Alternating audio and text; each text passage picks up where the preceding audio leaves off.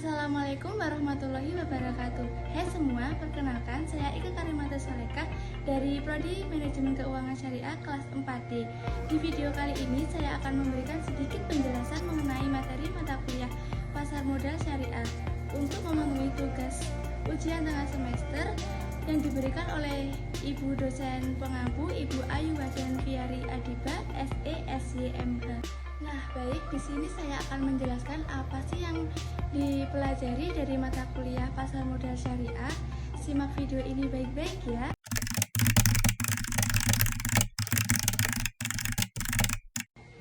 Apa itu pasar modal? Pasar modal adalah tempat bertemunya investor dan emiten. Emiten yang dimaksud di sini yaitu perusahaan yang membutuhkan modal untuk melakukan transaksi penanaman modal. Dengan kata lain, pasar modal menjadi jembatan antara pihak yang memiliki dana dan pihak yang membutuhkan dana. Dari pengertian tadi, pasar modal memiliki tujuan untuk membantu pertumbuhan ekonomi nasional, menyalurkan modal ke sektor yang produktif, serta membantu emiten untuk memperoleh modal dalam jangka panjang. Di samping pasar modal konvensional, terdapat pula pasar modal syariah yang berlandaskan Al-Quran dan Hadis.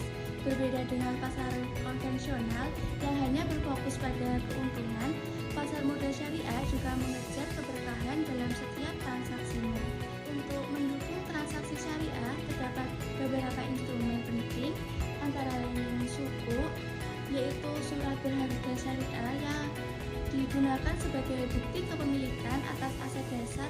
Selanjutnya ada reksadana syariah, yaitu wadah investasi kolektif yang dikelola oleh manajer investasi dan diinvestasikan hanya pada instrumen yang sesuai dengan prinsip syariah.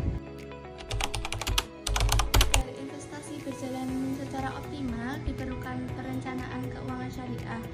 Ini adalah proses menyusun dan mengelola keuangan secara menyeluruh agar tujuan finansial tercapai sesuai dengan prinsip syariah. Perencanaan ini meliputi perumusan tujuan keuangan, penyusunan prioritas. Ketika kita akan berinvestasi di pasar modal, investor perlu menilai apakah suatu saham layak dibeli atau tidak. Untuk itu terdapat dua pendekatan utama. Itu tadi belum selesai ya teman-teman. Yuk simak videonya lagi.